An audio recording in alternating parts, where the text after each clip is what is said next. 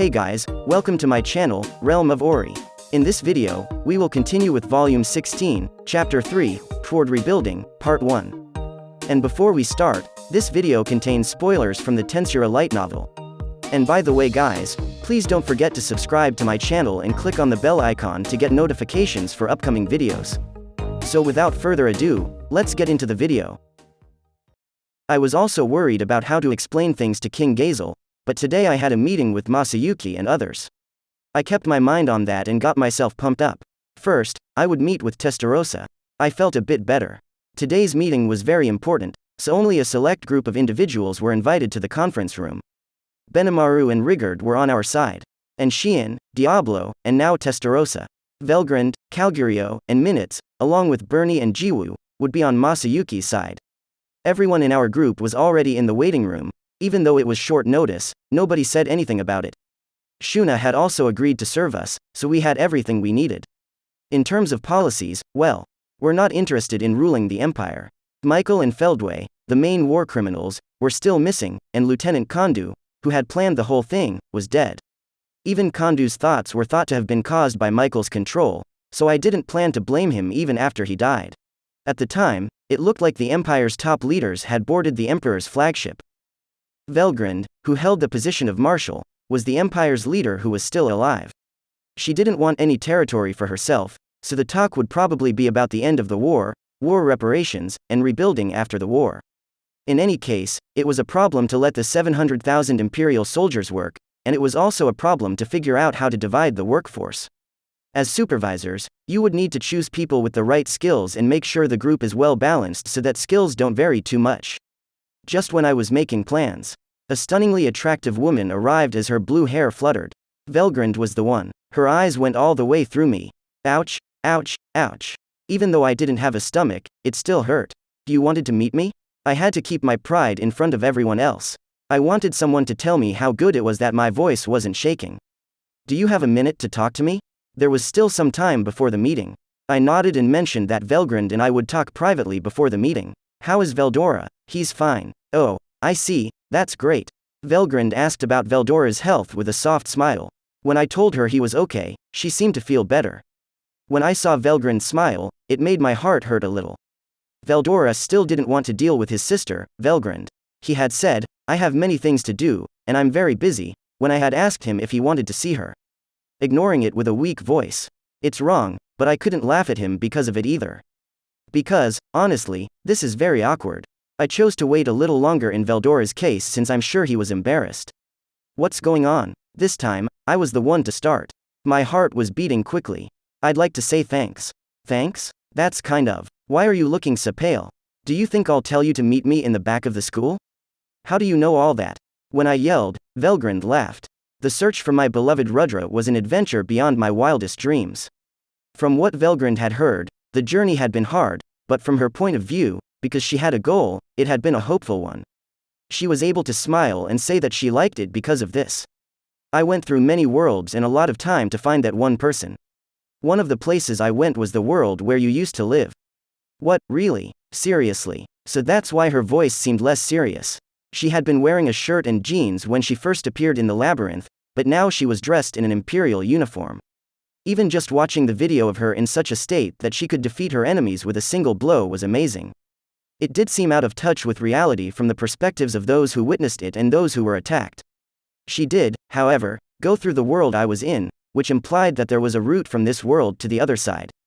Well, I'm dead, so there was no reason for me to go back. Wait. Velgrynd seemed to have jumped not just between dimensions, but also through time. If we look at this, then maybe. Understood. I'll start with the analysis. Oh, CL's so reliable. Maybe they just found a new hobby, but it was the kind of thing they should have left to Seal. No matter what, it's great to have hope. There were probably people from other worlds here who would like to go back if they could. I'd like to make this kind of future happen if it's possible. I'd do my best to make that happen, though. Masayuki is Rudra's reincarnation, right? He is, yes. And I'm fairly certain that he has almost a complete soul. Velgrynd said to herself, there's nothing left but a memory. However, didn't Masayuki remain Masayuki? I felt a little better because he was still in that kind of lazy mood. I felt bad for Velgrynd, but Masayuki did not look like Rudra to me.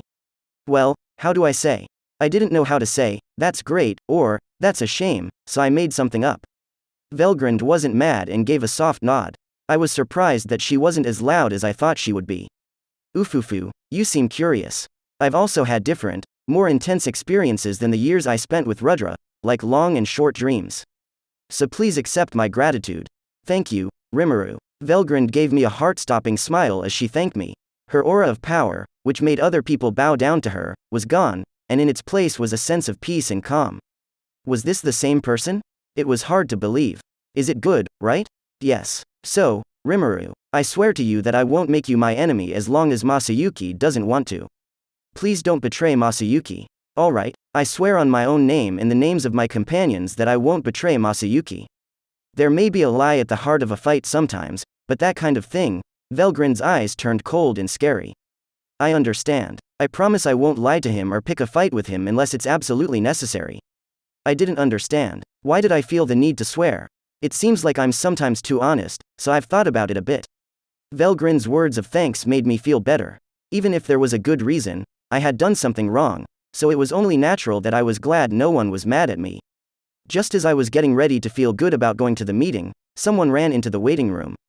It was Vesta. Hey, what's all the fuss about? Rimuru-sama, now is not the time for that. I just got an urgent message from my home saying that King Gazel is on his way here. Why? Didn't you tell him that I would explain everything later? Yes, you're right, but His Majesty Gazel doesn't seem to trust me. No. That can't be right? I don't know for sure. I have done a lot of things by myself, like negotiate the price of potions, get technicians other than pharmacists to help, and make sure there are enough people by getting the whole duchy to work together. Even if people think I'm on your side, I have no way to prove them wrong.